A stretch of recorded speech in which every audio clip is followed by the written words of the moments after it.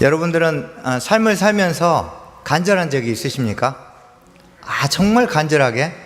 저는 인생에서 정말 간절한 경우를 두 번 꼽으라면 두 가지로 꼽는데, 첫 번째는 제가 이제 심장마비가 왔을 때, 중환자실 있을 때 이틀째 날 이 심장에 일어나는 심장마비가 진짜 우발적인 건지 질병인 건지를 점검하려고 대동맥을 절단하고 약물을 투여했는데, 밤새 정말 잠 한숨 못 자고 몰핀 주사를 너무 아프니까 놔달라고 하는데, 이게 3대 이상은 의료법상 안 된대요, 하루에.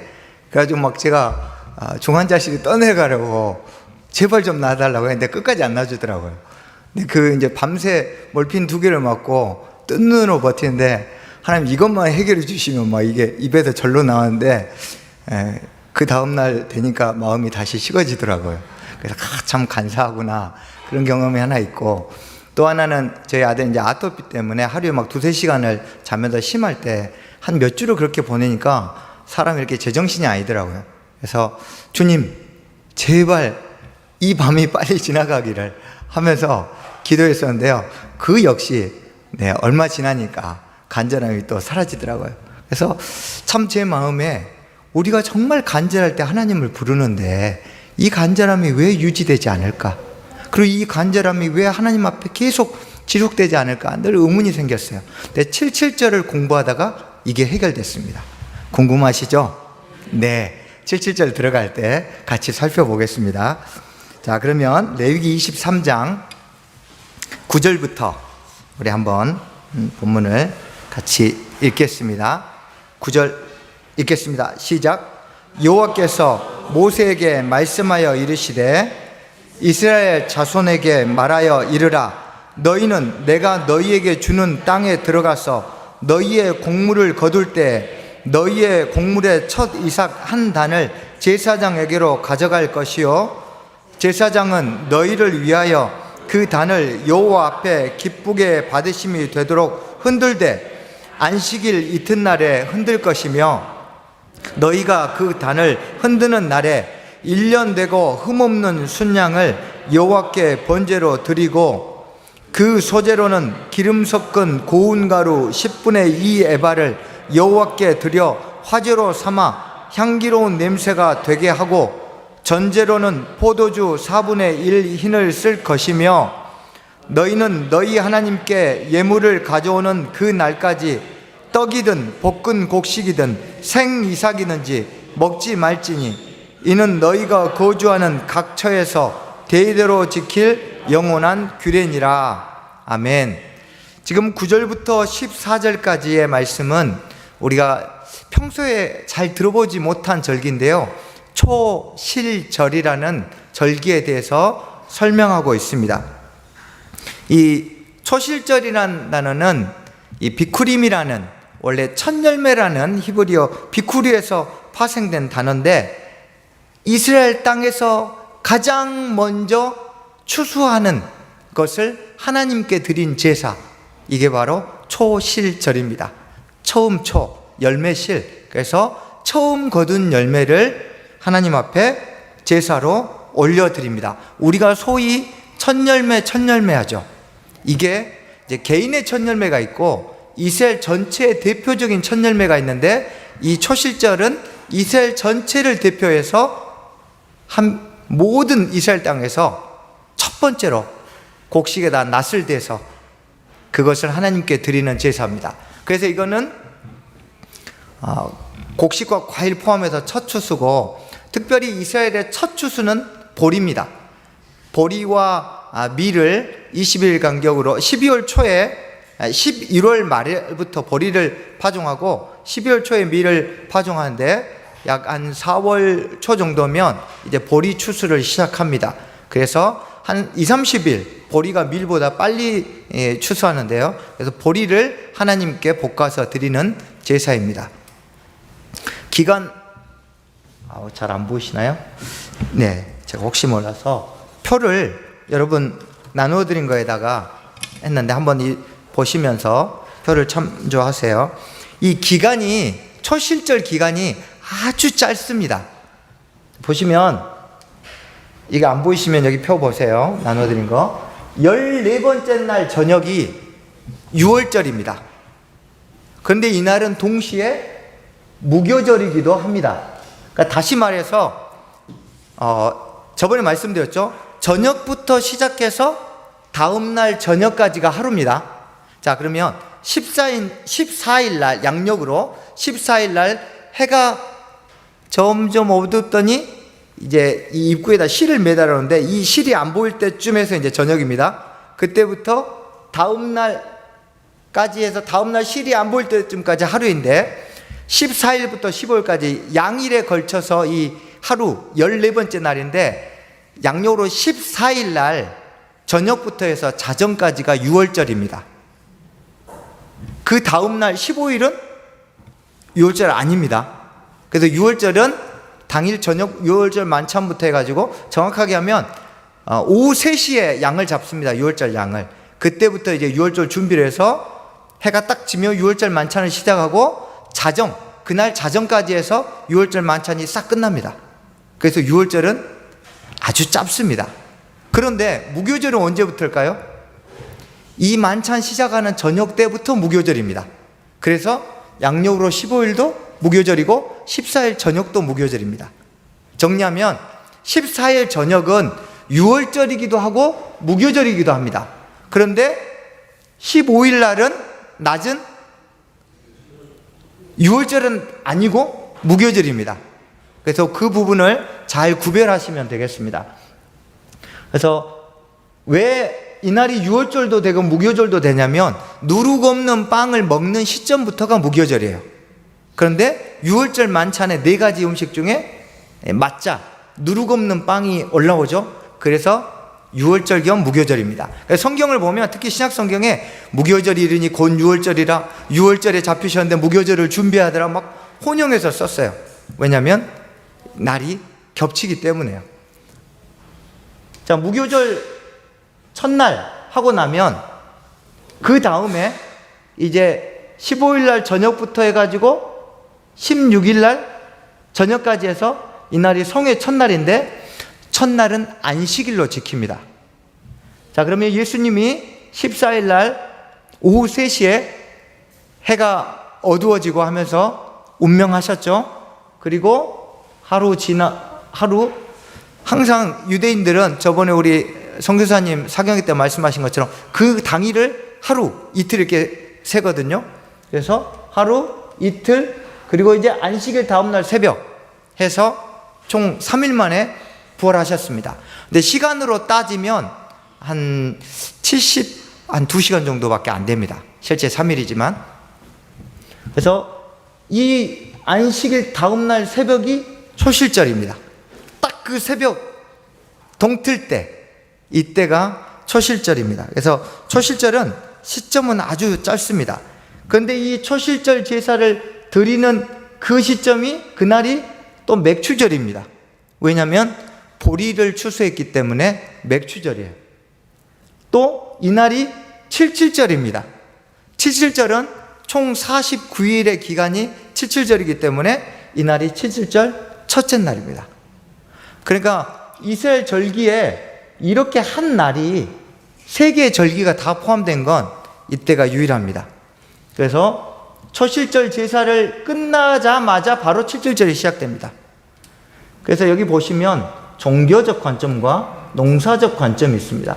그래서 종교적 관점으로는 초실절이에요. 왜? 하나님께 첫 제사를 드리니까. 그러나 보리를 추수하는 절기이기 때문에 맥추절, 농사적 관점에서 또 칠칠절입니다. 이렇게 이해하시면 되고, 그리고 나서 21일까지가 무교절, 7일 동안 지키고, 이때부터 쭉 해서 3월 6일까지 총 49일 동안 칠칠절이. 그래서 칠칠절은 하루가 아니에요. 49일 기간 전체가 칠칠절입니다. 그리고 그 다음 이튿날이 오순절입니다. 이거를 머릿속에 외우지 마시고, 이렇게 순서대로 학창시절부터 늘 외우던 것만 익숙하시죠. 그리고 시간 지나면 잊어버리고, 외우지 마시고, 이스라엘 사람들 농사 주기하고 똑같습니다. 그래서 농사 주기대로 이때부터 이제 보리를 추수하고, 이때쯤에서 한 2월 중순부터 이제 밀을 추수하죠. 그래서 3월 6일이 되면 추수한 밀로 제사를 드립니다. 그래서 초실절은 보리를 거두어서 하나님께 드리는 제사, 오순절은 밀을 거두어서 하나님께 드리는 제사. 이런 또 곡식의 종류에 차이가 있습니다. 초막절은 과일을 추수해서 드리는 절기. 이렇게 이해하시면 초실절과 칠칠절과 초막절이 어떻게 구별되는지 농사적 관점에서 보리, 밀, 과일 이렇게 나눌 수 있습니다. 이해 안 되신 분들은 남아서 과외시켜 드립니다. 네, 그러면 우리 한 구절만 찾아보시죠. 출애굽기 34장 22절입니다. 출애굽기 34장 22절.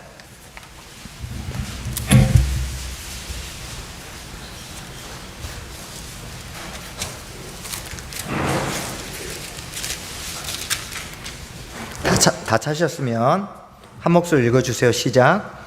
칠칠절 곧 맥추의 초실절을 지키고 새말에는 수장절을 지키라.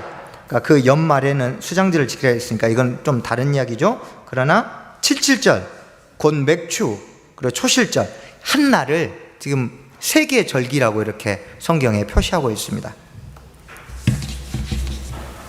그래서 이 초실절의 특징은 개인적으로 드리지 않습니다. 성전에서 제사장이 대표로 제사를 드립니다. 그래서 미리 2주 전에 그 처음 익은 곡식을 다 표시해 놓고 그 전날 새벽에 준비해서 추수를 해가지고 바로 곡식을 볶습니다. 그래서 이것은 곡식으로 드리는 제사이기 때문에 소제 5종류 중에 한 제사, 즉 초실절 제사는 소제 중에 하나입니다. 이 첫 단을 갈대로 묶어 놓습니다. 그래서 이 묶어 놓은 첫 단을 베는데 보통 한 7.3리터 정도 되는 양을 가져와서 타작을 합니다. 공이 절구로. 그래서 이것을 계속 볶습니다. 볶으면 네, 아까 말씀드린 것처럼 우리 예전에 소제했었는데 기억 안 나시죠? 할렐루야. 네, 다시 한번 보세요. 이렇게 5가지 종류 중에 마지막. 나머지는 매번 드리는 제사지만 1년에 딱 한 번 있는 소제. 이게 소제 5종류 중에 마지막 5번째. 이게 바로 초실절 제사입니다. 자, 냄비에 볶아요. 어떤 냄비냐면 이런 냄비인데 잘 안 보이시죠? 제가 사진을 어떻게든 잘 찍어보려고 했는데 우리 보통 알고 있는 후라이팬에 돌기가 솟아 있습니다. 집에 다 후라이팬 있으시죠? 후라이팬에 누가 망치로 막 때리는 것처럼 우둘툴툴 돌기가 돼 있어요. 가지고 이걸 클라이엇이라고 부르는데 이 클라이엇이라고 부르는 후라이팬에 볶습니다. 볶아서 총 13단계에 걸쳐서 공의로 빻습니다. 빻고 거르고 또 빻고 고르고 이걸 계속 13단계를 거치면 아주 미세한 입자가 나옵니다. 그럼 이 미세한 입자에다가 올리브양 0.3리터를 혼합하고 레보나 유향이라고 했는데 이 유향을 섞어서 이것을 하나님 앞에 태워서 드리고 나머지는 제사장이 먹습니다. 이것이 바로 초실절 제사 방식입니다. 이 제사를 드리기 전에 나 배가 고파요. 한 번만 봐주세요 하고 곡식에다 낫을 대면 어떻게 되죠? 죽습니다. 바로 추방입니다. 그래서 이스라엘에서는 이 초실절 제사가 있기 전까지는 무조건 묵은 곡식을 먹어야 합니다. 초실절 제사부터 새 것을 먹을 수 있습니다. 성전에서 제사하기 전에 곡식에 낫을 대는 자는 죽습니다. 추방입니다. 그래서 하나님께 먼저 드리지 않고 절대 취하지 못하게 합니다. 왜냐하면 나의 모든 것의 공급자가 하나님이다. 내 일용할 양식의 공급자가 하나님임을 고백하고 나서 먹는 거예요. 초실절 제사를 지내고 나면 오메르라 해가지고 소위 말해서 카운트다운을 합니다. 오메르 계수라고 하는데 이게 어떤 거냐면 이제부터 본격적으로 괴로운 시절이 시작됩니다. 제가 군대에 있을 때 제대 100일을 남겨놓고 저는 그냥 달력에 동그라미 이렇게 쳤거든요. 제 옆에 병장은 달력을 막 파요. 매일매일. 그래서 어지간히 힘든가 보다 제가 그랬는데 매일매일 구멍을 내더라고요. 그 정도로 아주 지겹다고 빨리 지나가라고. 왜요? 괴로운 날이 어서 가라.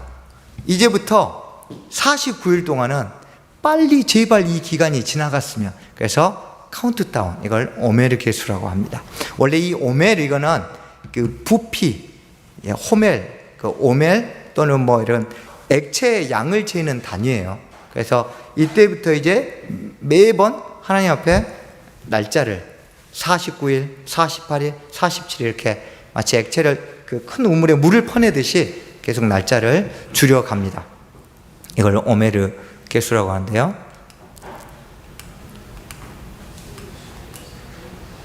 자, 이 초실절은 우리가 잘 아는 바처럼 신약 성경에서 부활절과 연결됩니다. 고린도전서 15장 20절 한번 펴보시죠. 고린도전서 15장 20절입니다.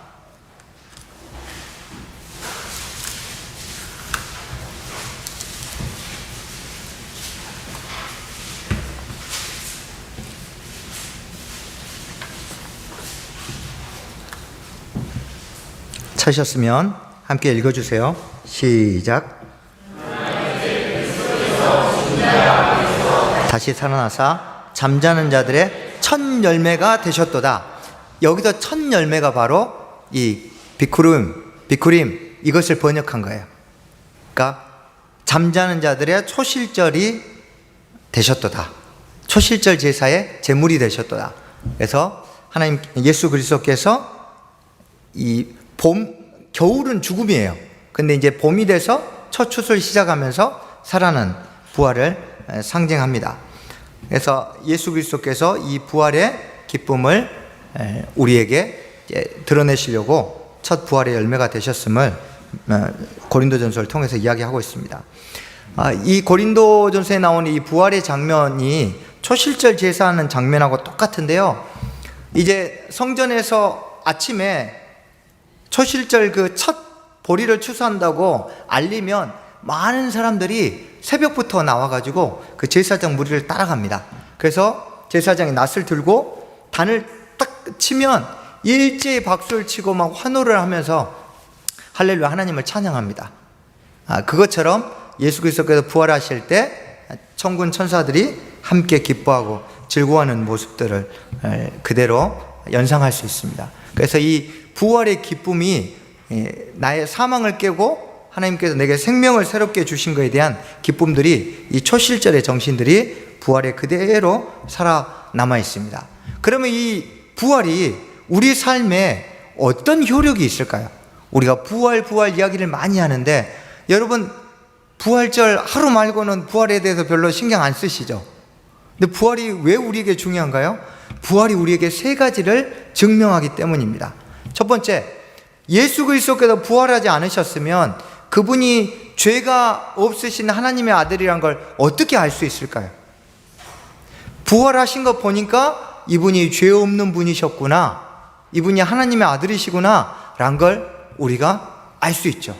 두 번째로, 죄 없으신 분이 죽으셨다 살아나신 것 보니까 내 죄를 위해서 대속적인 죽음을 죽으셨구나 라는 걸 알 수 있죠. 마지막 세 번째로, 히브리 사람들에게는 이런 게 있어요. 서로 약속을 했으면 그 약속 당사자가 살아있어야 끝까지 약속을 지켜줄 걸로 믿습니다. 자, 예수님이 우리에게 나를 믿는 자는 영생을 주겠다 했죠.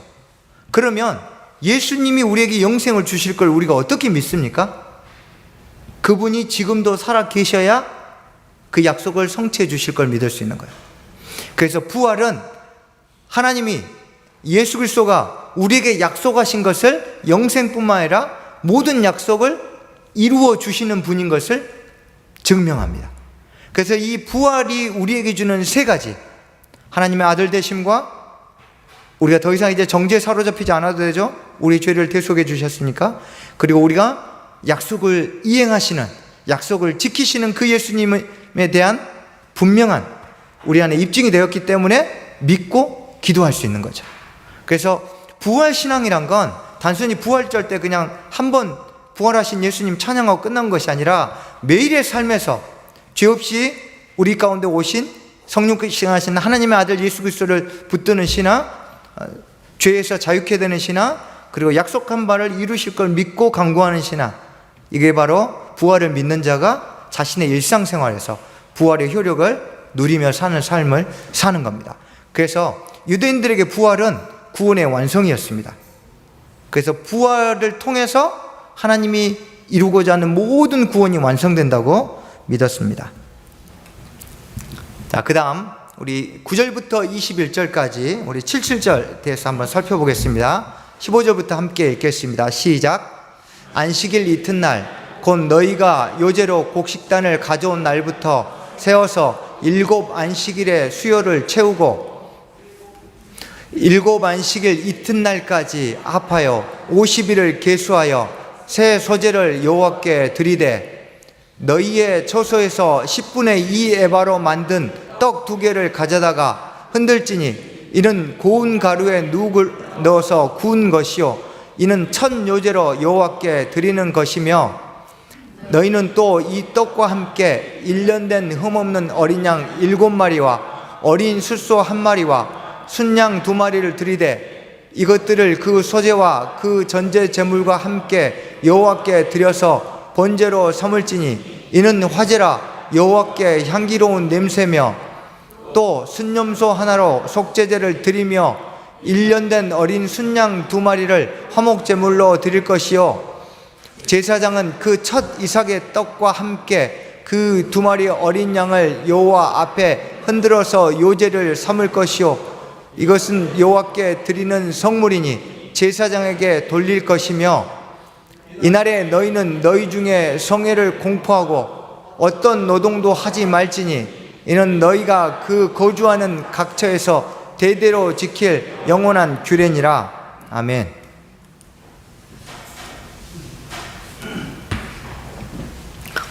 네, 77절은 먼저 명칭 살펴보겠습니다. 첫 열매 축제라는 뜻인데요. 이 초실절이 그대로 이어져서 초실절의 절기라고도 하고 또 유월절의 오순절이라고도 합니다. 그러니까 결국은 77절 49일 끝나는 날까지는 유월절과 연결됩니다.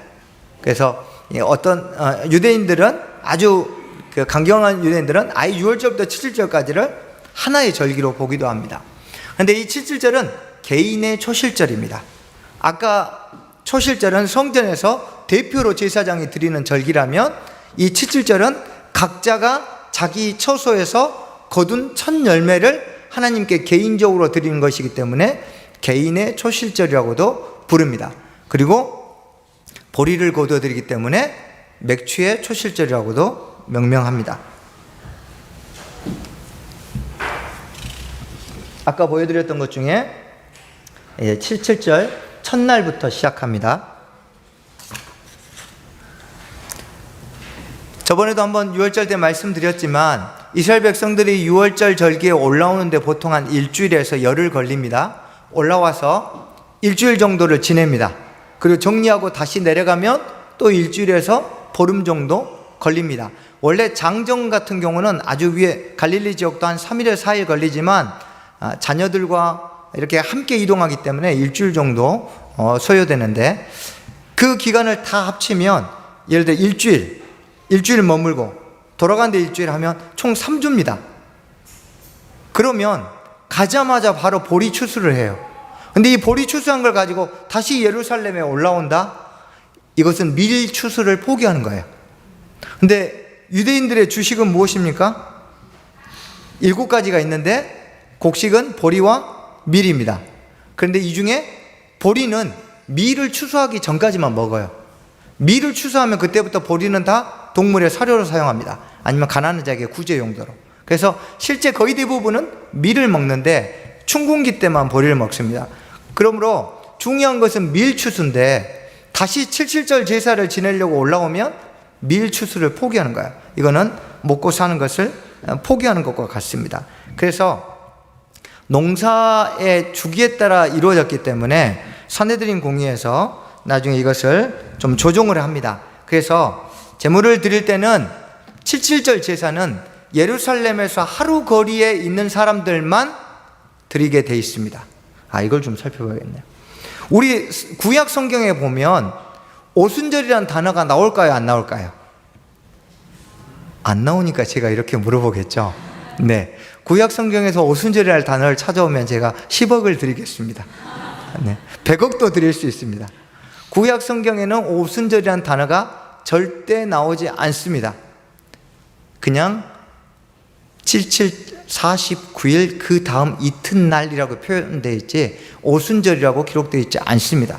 지키기는 했지만 오순절은 신구약 중간 시대 때 이제 바리새인들이 정권을 잡으면서 율법을 강조하는 이 사람들이 오순절을 훨씬 더 강조하고 싶어서 50일째를 더 부각시키다 보니까 오순절을 이야기합니다. 그래서 신약 성경에선 77절을 하지 않고 오순절이라고 하는데 신약 성경의 오순절은 특히 그 날을 50일째 되는 날을 강조합니다.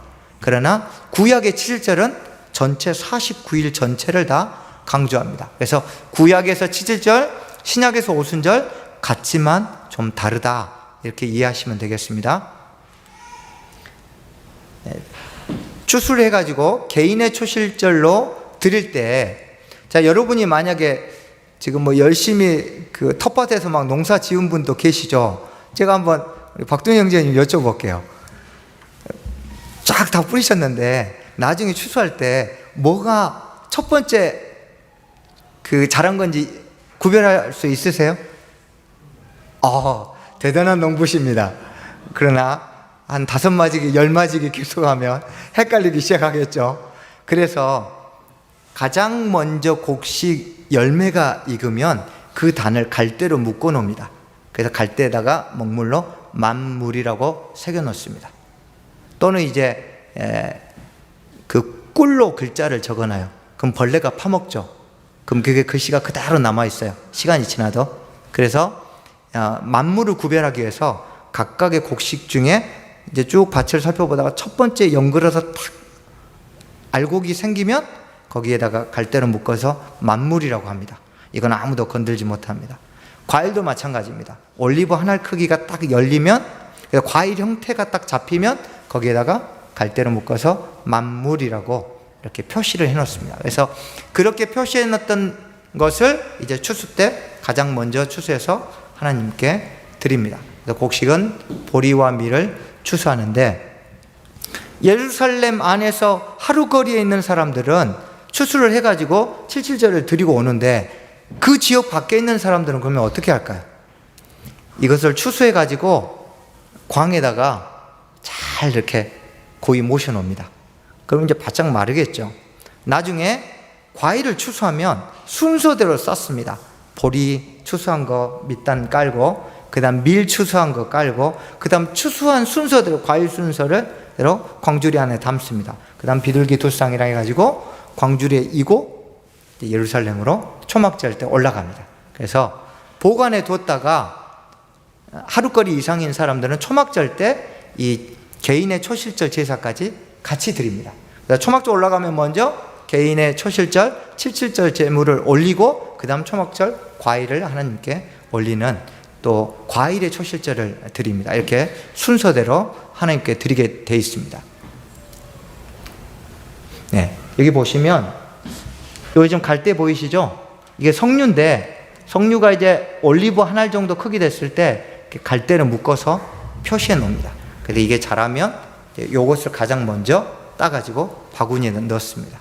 그래서 하나님 앞에 첫 열매를 반드시 드리게 되어 있습니다. 자, 그런데 이렇게 곡식과 과일을 이제 추수하는 이 49일 동안 아주 심각한 문제가 한 가지 발생합니다. 곡식의 재배 환경하고 과일의 재배 환경이 전혀 다릅니다. 자, 곡식은 지금 한참 물이 절정으로 필요할 때입니다. 왜요? 이제 막 곡식이 지금 연근 다음에 이게 알곡이 차려면 수분을 필요로 하죠. 비가 많이 내려야 됩니다. 동시에 이때 또 과일은 꽃들이 수정할 때예요. 비가 많이 오면 어떻게 되죠? 다 꽃이 떨어져 버리죠. 그래서 초실절 제사를 지내고부터 일주일 기간이 1년 농사의 90%를 좌지우지합니다. 이때 비가 안 와야 될까요? 와야 될까요? 그래서 집신장수와 우산장수에 두 아들을 둔 부모의 심정이에요. 비가 좀 많이 오면 곡식이 잘 익으니까 기분이 좋은데, 또 비가 너무 많이 와서 수정이 안 되고 과일 꽃이 떨어질까봐, 이것도 주식이니까 또 마음 졸이고, 그래서 비 좀 내려주세요 했다가 아니요 조금만 내려주세요 했다가 이제 왔다 갔다 합니다. 그래서 비가 잘 오고 꽃이 막 올라오기 전에 비가 딱 그쳐야 돼요. 그래서 요 일주일 기간이 제일 중요해요. 이스라엘 백성들이 1년 365일 중에 하나님 앞에 제일 간절할 때가 이때입니다. 이때는 거의 뭐 눈에 불을 켜고 오 주여를 외쳐요. 하나님 제발요. 왜요? 지금처럼 식량을 저장하는 기술이 발달하지 않는 시대이기 때문에 한 번 흉년이 들면 3년이 힘들어요. 그래서 이 기간 동안 농사에 그 성패가 달려있기 때문에 하나님께 계속 기도합니다. 자, 그런데 오라는 비가 안 옵니다.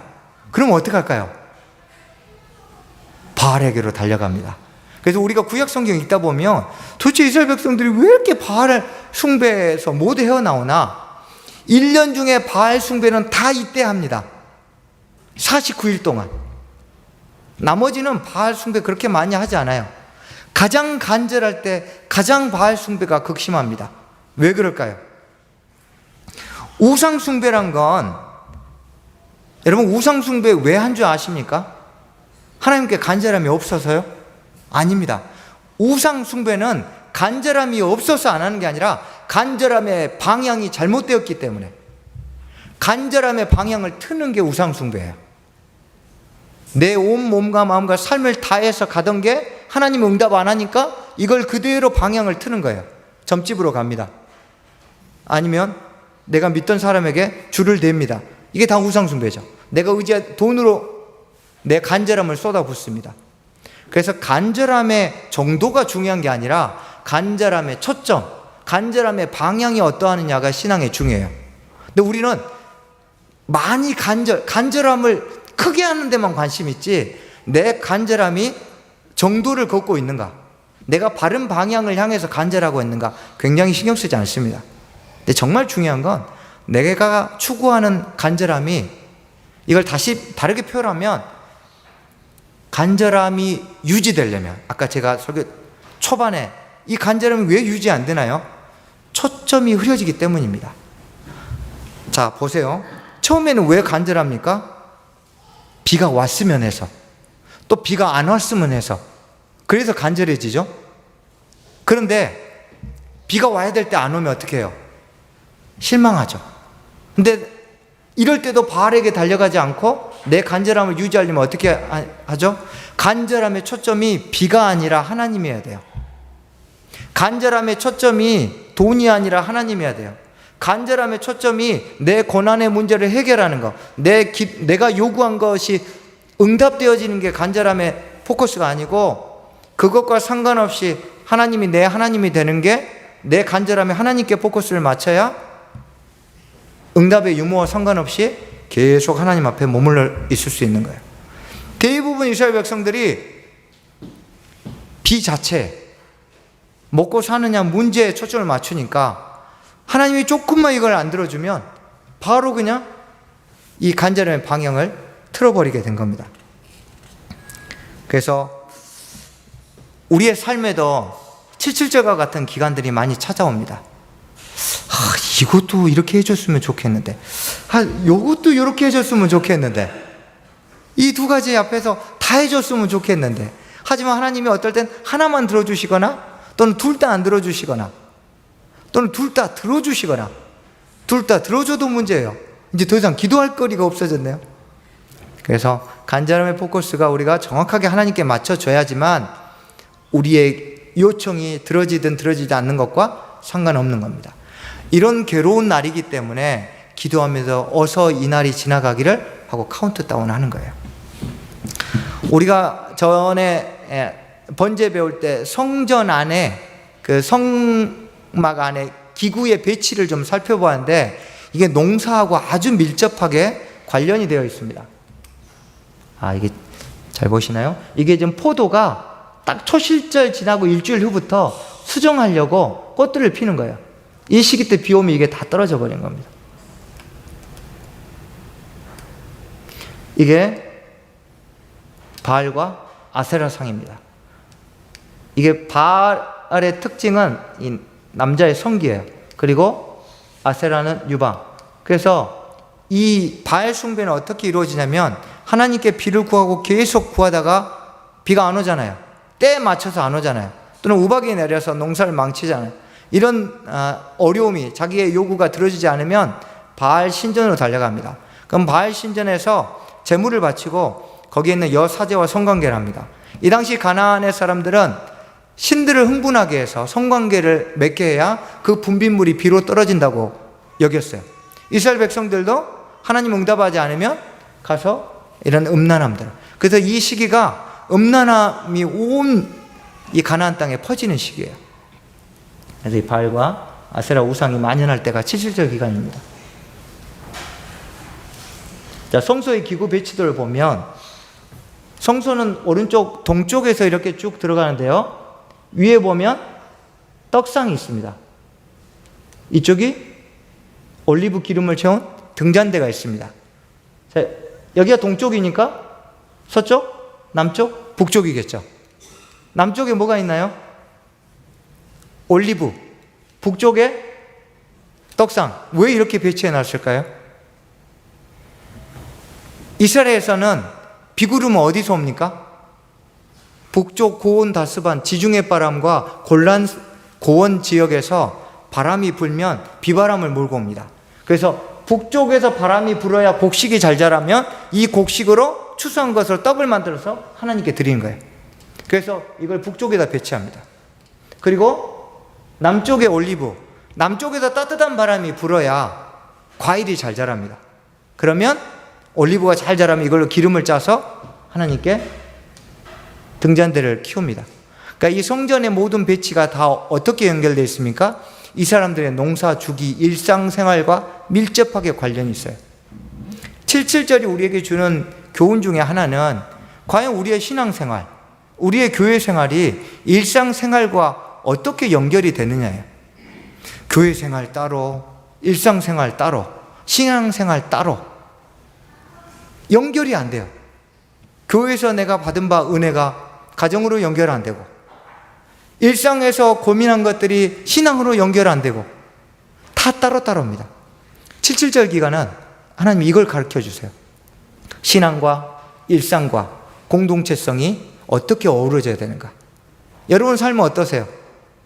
여러분의 신앙이 일상생활에 밀접하게 영향을 끼칩니까? 아니면 교회에서 배운 것과 회사에서의 생활은 전혀 다릅니까? 이 부분이 우리의 신앙의 수준을 결정합니다. 그래서 이것이 더 밀접할수록 그 사람이 정말 신앙생활을 잘한다 할 수 있죠. 이것이 바로 이 이스라엘에서 하나님께서 7.7절을 통해서 우리의 신앙에 밀접한 것들을 가리키는 방법 중에 하나입니다. 자, 과일의 주식이 보리, 밀, 포도, 무화과, 석류, 올리브, 종료. 그래서 과일, 올리브 한 알 크기가 되면 갈대잎을 아까처럼 올리고, 추수할 때 어떻게 하냐면 낫을 대고 보라 이것은 만물이다 하고 딱 추수합니다. 그래서 이거를 선포하고 하나님께 드립니다. 신약시대 때는 오순절 때도 올라오게 했어요. 하루거리 이상 사람들도. 그래서 이때는 이제 반차별로 사람들이 또 올라왔습니다.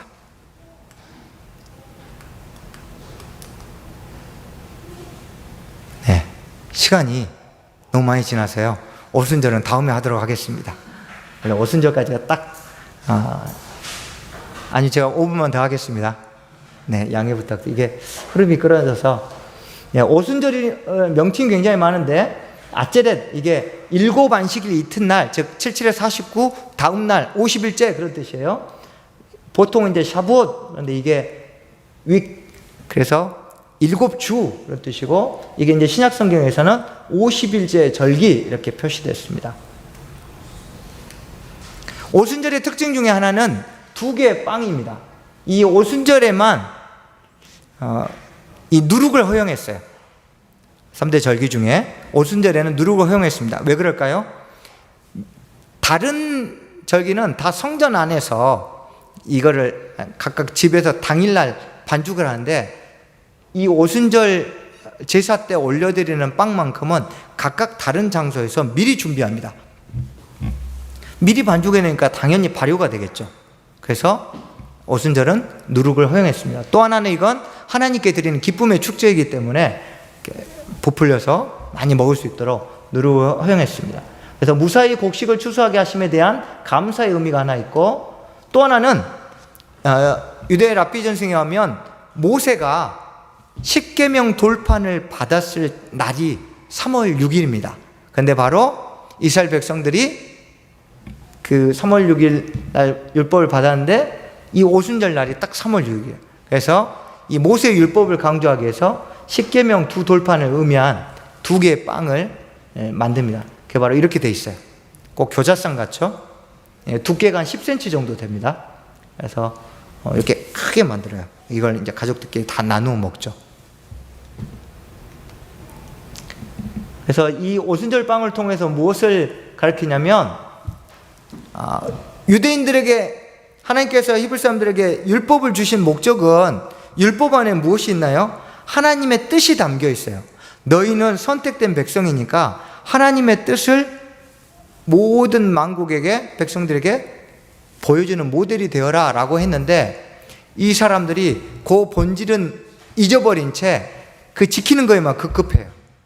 그런데 유대인들에게 성령은 무엇을 뜻하냐면 파워를 뜻해요. 능력을. 그래서 요엘서 말씀처럼 성령을 받음으로 이 하나님의 뜻을 지킬 수 없는 것은 그 지킬 수 있는 힘이 너희에게 없기 때문에 성령을 통해서 그 힘을 다시 공급받고 하나님의 뜻을 드러내라 라는 의미입니다. 그래서 오순절에 성령이 임하고 또 요엘서에 성령을 구하라는 이유는 무엇이냐면, 우리가 하나님의 말씀을 아는데 지키지 못하는 게 많죠. 왜 아는데 지키지 못할까요? 알지만 지킬 힘이 없기 때문에. 그래서 성령을 구하라는 것은 우리가 안다고 반드시 그렇게 산다는 보장이 없어요. 아는 것대로 살 수 있도록 힘을 구하는 것.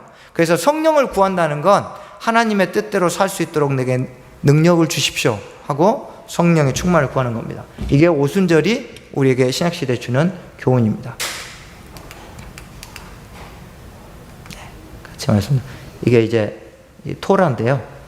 이 토라를 오순절에 딱 올려놓고 이것을 같이 묵상하면서 하나님 앞에 말씀대로 살겠습니다 하고 결단합니다.